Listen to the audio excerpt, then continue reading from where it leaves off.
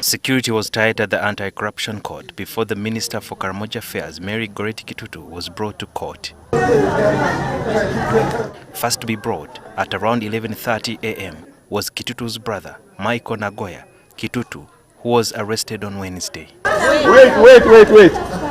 I don't want to be there. At 12, Kitutu was brought in a police car and kept in the anti-corruption court's holding cell. The Minister of Environment, Beatrice Anywa, was the first government official to visit Kitutu in the cell. Kitutu, who is a geologist by profession, had previously served in the Environment Ministry. Hello, get away from the door. In the afternoon, Kitutu and her brother were brought to court, where Magistrate Joan Achiro read the charges against them. It is alleged that between June 2022 and January 2023, Gorreti Kitutu and Joshua Abaho, her secretary, conspired to defraud beneficiaries under Karamoja Community Empowerment Program of 9,000 iron sheets. The iron sheets were kept in the office of the Prime Minister's stores in Namave in Mukono district. During the same time, Michael Nagoya Kitutu at Situmi village, Bukaweka sub-county Namisindo district, received 100 iron sheets marked Office of the Prime Minister, having reason to believe they had been feloniously obtained. Kitutu and the brother Nagoya pleaded not guilty to the charges.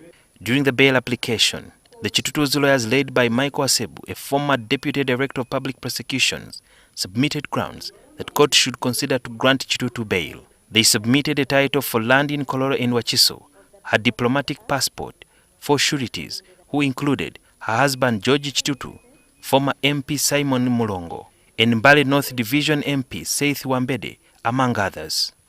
Besides Kitutu being a prominent person, a mother, and of advanced age, her legal team argued that she is hypertensive. Hypertensive heart disease with left ventricle stiffness.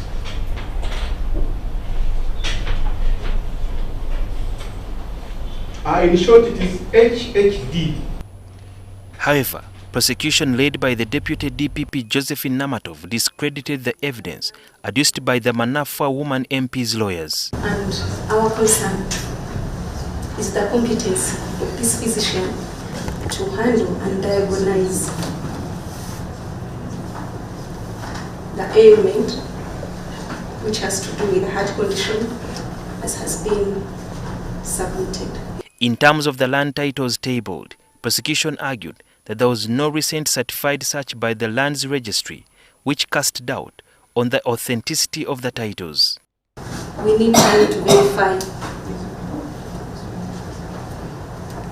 whether what the titles purport to be is actually what they are.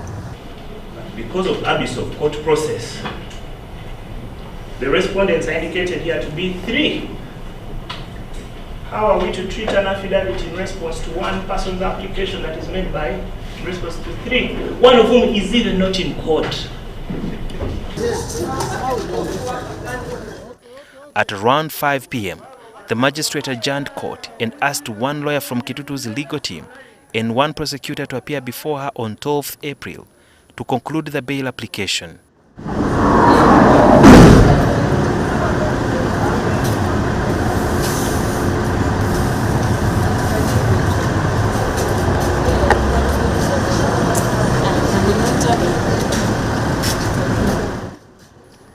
Kitutu and her brother were remanded to Luzira prisons. This is not selective prosecution. What has happened is that the case is being handled in piecemeal. So this is just the first case file. In the prosecution's submission, they said that at one point the Prime Minister persuaded Kitutu to hand herself over to police, but she did not. And therefore they submitted saying that her adamancy, coupled with interference of witnesses, tantamounted to impunity that the court should not entertain.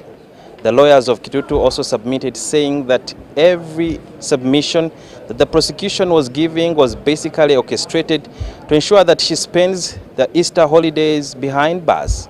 Kitutu is supposed to be appearing before the same court next week on the 12th, where they will be giving a ruling on her bail application. Sudil Biarhanga, NTV.